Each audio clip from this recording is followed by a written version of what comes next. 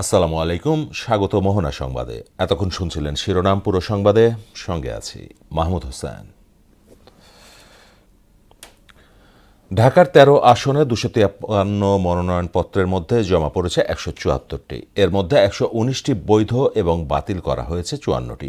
সন্ধ্যায় রাজধানীর সেগুনবাগিচায় বিভাগীয় কমিশনারের কার্যালয়ে মনোনয়ন যাচাই বাছাই শেষে এ তথ্য দেন বিভাগীয় কমিশনার শরফ উদ্দিন আহমেদ চৌধুরী। এ সময় তিনি জানান, বাতিলের কারণে লিখিতভাবে জানানো হবে। মনোনয়ন ফিরে পেতে নির্বাচন কমিশন বা আদালতে আপিল করা যাবে। ৫ থেকে ১১ তারিখ পর্যন্ত থাকবে আপিলের সুযোগ।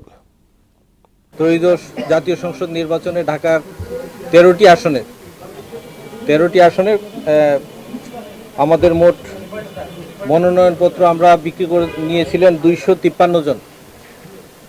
মনোনয়নপত্র জমা দিয়েছিলেন ১৭৪ জনে। আজকে বাছাই শেষে ১১৯টি মনোনয়ন বৈধ বিবেচিত হয়েছে, ৫৪টি মনোনয়নপত্র বাতিল হয়েছে, একটি মনোনয়নপত্র স্থগিত আছে। উনি সময় চেয়েছেন, এটা স্থগিত আছে। এদিকে নির্বাচনে প্রার্থীদের মনোনয়ন যাচাই বাছাই প্রক্রিয়া শেষ হচ্ছে কাল। শনিবার পুরোদমে চলেছে কাজ। ঢাকা বিভাগীয় কমিশন কার্যালয়ে সকাল থেকেই দেখা যায় ব্যস্ততা। স্বতন্ত্র নির্বাচনের ঘোষণা দেয়া সাবেক এনসিপি নেত্রী তাসনিম জারার মনোনয়ন বাতিল করা হয়েছে।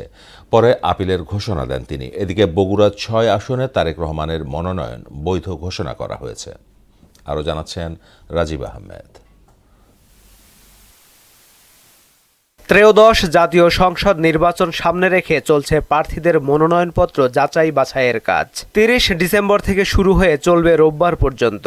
ঢাকা বিভাগীয় কমিশন কার্যালয়ে সকাল থেকেই দেখা যায় ব্যস্ততা। বিভিন্ন রাজনৈতিক দল ও জোটের প্রার্থীদের পদচারণায় মুখর হয়ে ওঠে কার্যালয়।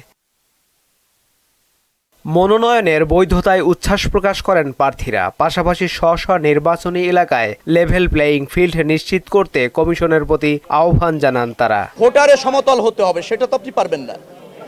কর্মীতে সমতল হতে হবে, সেটা তো পারবেন না।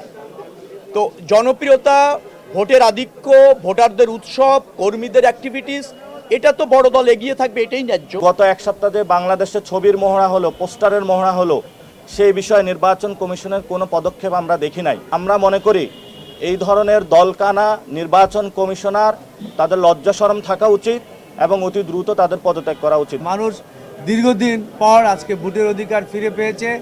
12 ফেব্রুয়ারি প্রচুর লোক ভোট কেন্দ্রে যাবে। ঢাকা ৯ আসনে স্বতন্ত্র প্রার্থী তাসনিম জারার মনোনয়নপত্রের তথ্যে অসঙ্গতি থাকায় প্রার্থিতা বাতিল করেন জেলা রিটার্নিং কর্মকর্তা। প্রার্থিতা ফিরে পেতে আপিল করার ঘোষণা দেন তিনি। এটা আপাতত গৃহীত হয়নি, কিন্তু আমরা আপিল করব।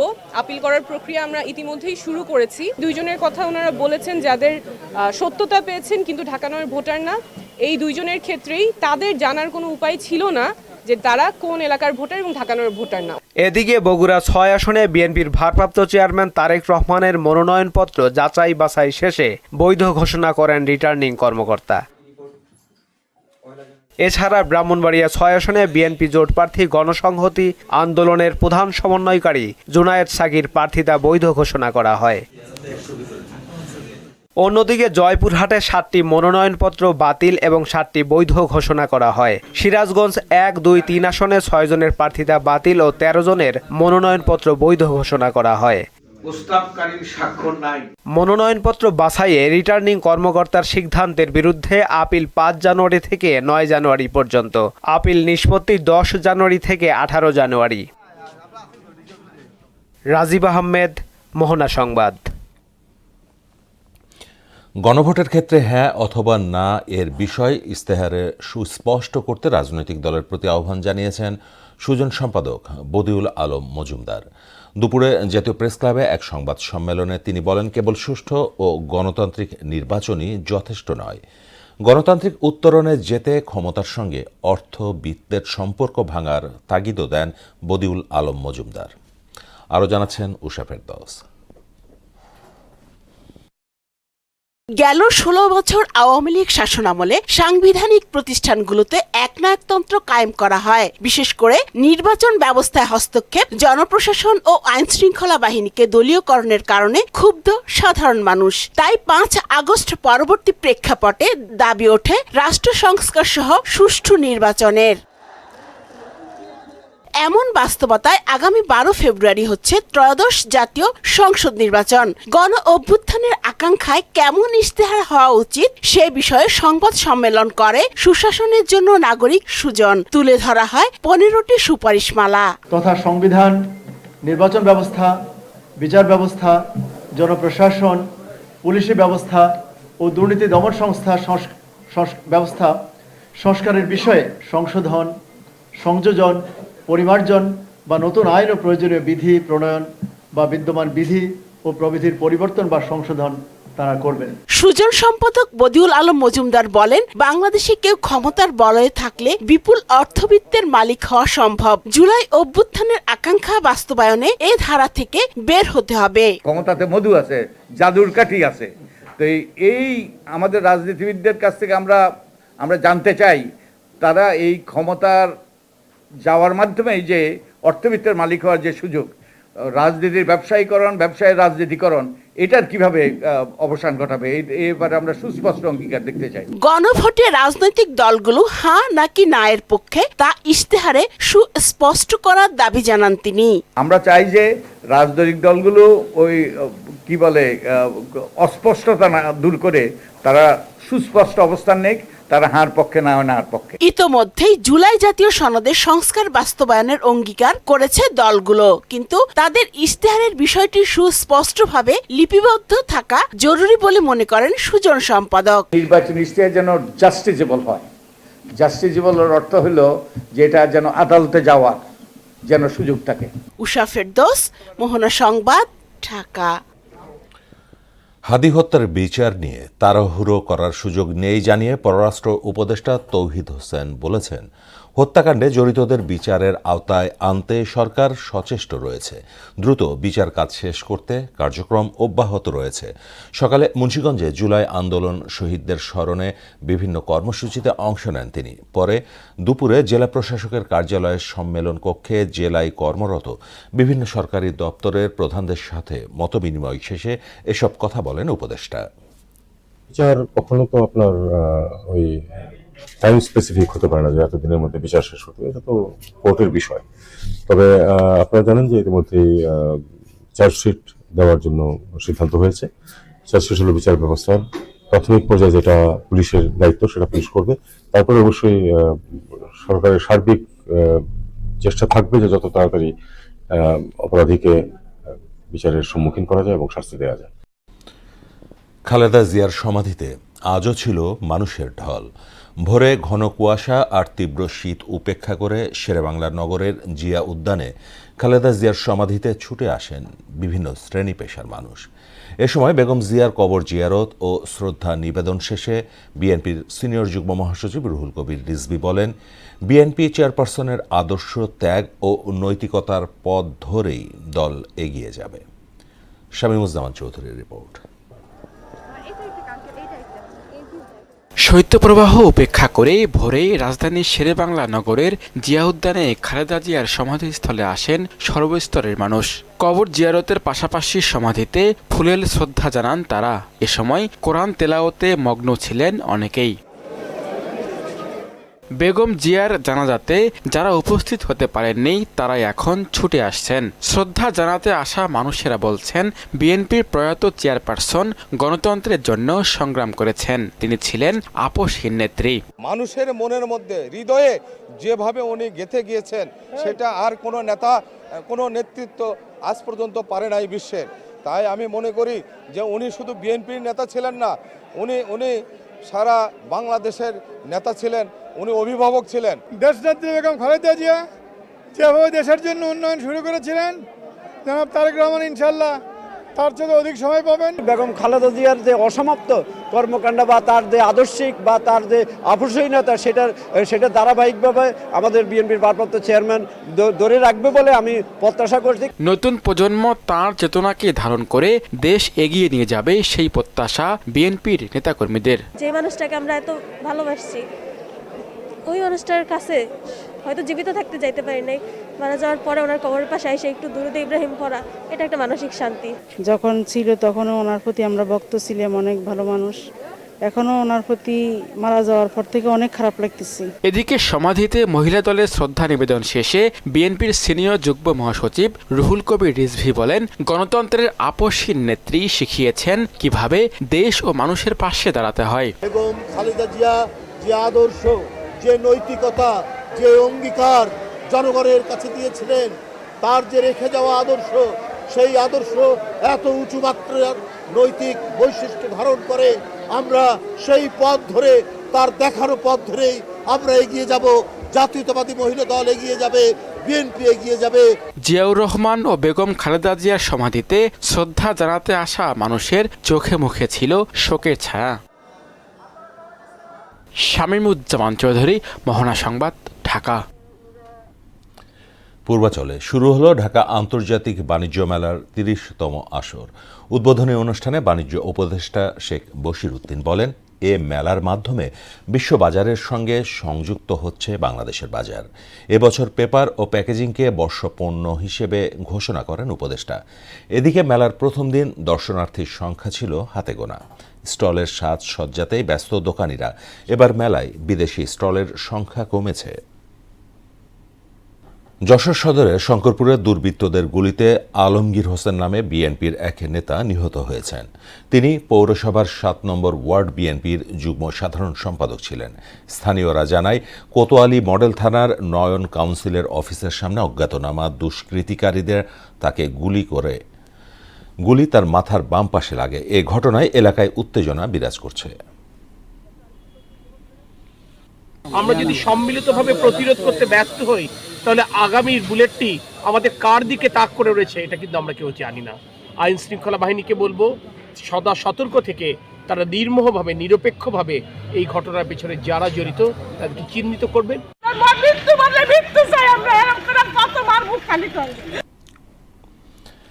খালেদা জিয়া মানুষের কল্যাণের পাশাপাশি গণতন্ত্র প্রতিষ্ঠায় নিজেকে জলাঞ্জলি দিয়েছেন বলে মন্তব্য করেছেন বিএনপির যুগ্ম মহাসচিব অ্যাডভোকেট আব্দুস সালাম আজাদ। আর দেশের স্বার্থকে অগ্রাধিকার দিয়ে খালেদা জিয়া সবার হৃদয়ে স্থান করে নিয়েছিলেন বলে জানান বিএনপির প্রান্তিক জনশক্তি উন্নয়ন বিষয়ক সম্পাদক এম এ মালেক। মুন্সিগঞ্জের লোহজং উপজেলায় খালেদা জিয়ার জন্য দোয়া মাহফিল অনুষ্ঠানে এসব কথা বলেন তারা। আরও জানাচ্ছেন হুমায়ুন কবির। বেগম খালেদা জিয়ার রুহের মাগফিরাত কামনায় দোয়া মাহফিলের আয়োজন করে মুন্সিগঞ্জের লোহজং উপজেলা কলমা ইউনিয়ন বিএনপি ও অঙ্গ সংগঠনের নেতাকর্মীরা।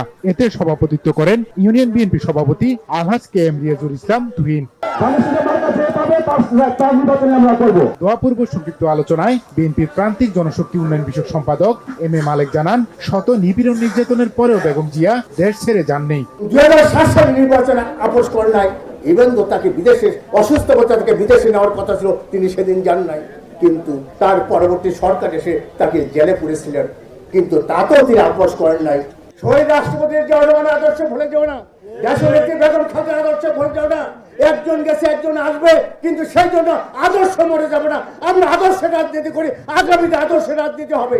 প্রধান অতিথির বক্তব্যে বিএনপির যুগ্ম মহাসচিব অ্যাডভোকেট আব্দুস সালাম আজাদ জানান, জিয়াউর রহমানের মৃত্যুর পর শক্ত হাতে দলের হাল ধরেছেন বেগম খালেদা জিয়া। তিনি অন্যায়ের সাথে কোনো আপোষ করেননি বলেও জানান তিনি। বেগম খালেদা জিয়াকে 2 বার গ্রেফতার করা হয়েছে, তিনি আপোষ করেন নাই। সেই আপোষ করেনি বলে তিনি আপোষহীন নেত্রী হিসেবে বাংলাদেশের মানুষের কাছে সমাদৃত হয়েছেন। শোককে শক্তিতে পরিণত করে তারেক রহমানের হাতকে শক্তিশালী করার প্রত্যয় জানান আব্দুস সালাম। আমরা শক্তিতে পরিণত করে আগামী নির্বাচনে অংশগ্রহণ করে আমরা আমাদের সরকার নির্বাচন করব। তারেক রহমানের সাথে যে কোনো সময় যে কোনো ভাবে আমরা এখান থেকে শপথ নিয়ে বলছি, তারেক রহমানের সাথে জাতির জন্য সমস্ত কিছুর মধ্যে আমরা তার সাথে আছি, তার সাথে থাকবো। নির্বাচিত হলে লোহজং উপজেলায় অত্যাচারীদের স্থান হবে না বলে সাফ জানিয়ে দেন অ্যাডভোকেট আব্দুস সালাম আজাদ। কোন অন্যায় অবিচারকে বরদাস্ত করবে না। হুমায়ুন কবির, মোহনা সংবাদ, মুন্সিগঞ্জ। সারা দেশে জেঁকে বসেছে শীত। আজ রাজশাহী, নওগাঁ ও পাবনায় সর্বনিম্ন তাপমাত্রা রেকর্ড করা হয় 9 ডিগ্রি সেলসিয়াস। ঘন কুয়াশা আর হিমেল হাওয়ায় বিপাকে পড়েছেন নিম্ন আয়ের মানুষ। আবহাওয়া অফিস জানায় মৃদু শৈত্যপ্রবাহ আরও 4 থেকে 5 দিন অব্যাহত থাকবে। এরপর দুটি তীব্র ও একটি মাঝারি শৈত্যপ্রবাহের সম্ভাবনা রয়েছে দেশের বিভিন্ন স্থানে। সে সময় কোথাও কোথাও তাপমাত্রা নামতে পারে 4 ডিগ্রির ঘরে। খেলার খবর। আইপিএল থেকে মোস্তাফিজুর রহমানকে বাদ দিতে ভারতীয় বোর্ডের নির্দেশকে দুঃখজনক বলে মন্তব্য করেছেন জাতীয় ফুটবল দলের সাবেক অধিনায়ক আমিনুল হক। তার মতে এমন পরিস্থিতিতে আসন্ন টি-20 বিশ্বকাপে বাংলাদেশি খেলোয়াড়দের ভারতে খেলতে যাওয়া ঝুঁকিপূর্ণ হতে পারে। এজন্য ভারতীয় বোর্ডের সঙ্গে আলোচনায় বসতে বিসিবিকে পরামর্শও দেন তিনি। রাজু আলাউদ্দিনের রিপোর্ট। আসন্ন আইপিএলে মুস্তাফিজুর রহমানের খেলা নিয়ে কয়েকদিন ধরেই আলোচনা ছিল তুঙ্গে।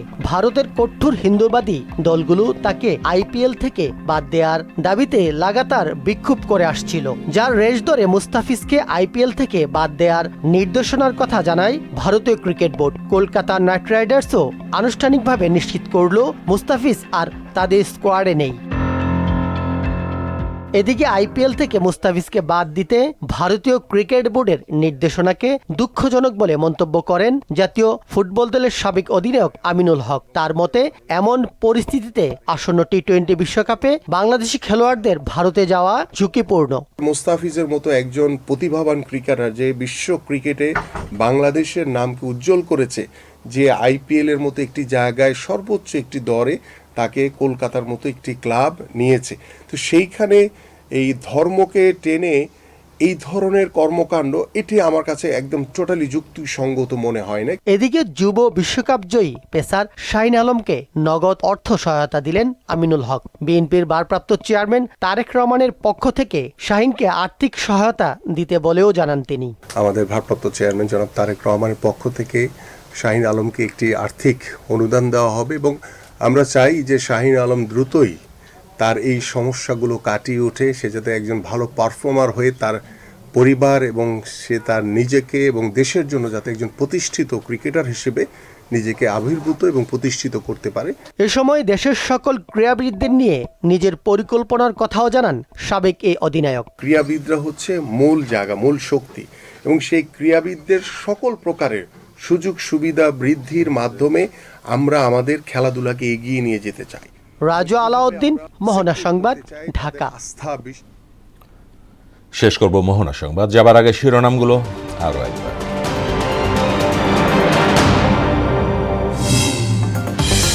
ঢাকার 13 আসনে বৈধ 119 মনোনয়ন, বাতিল 54। যাচাই বাছাই শেষ হচ্ছে কাল। কমিশন বা আদালতে আপিলের সুযোগ। নির্বাচনী ইস্তেহারে জুলাই সনদ বাস্তবায়নের রূপরেখা চাইলেন সুজন সম্পাদক। ক্ষমতার সঙ্গে বিত্ত বৈভবের সম্পর্ক ভাঙার তাগিদ। হাদি হত্যায় জড়িতদের বিচারের আওতায় আনতে সচেষ্ট সরকার, জানালেন পররাষ্ট্র উপদেষ্টা। শাস্তি নিশ্চিতে তাড়াহুড়োর সুযোগ নেই। এবং শৈত্যপ্রবাহ উপেক্ষা করে খালেদা জিয়ার সমাধিতে মানুষের ভিড়, জাতীয়তাবাদী আদর্শ সমুন্নত রাখার তাগিদ।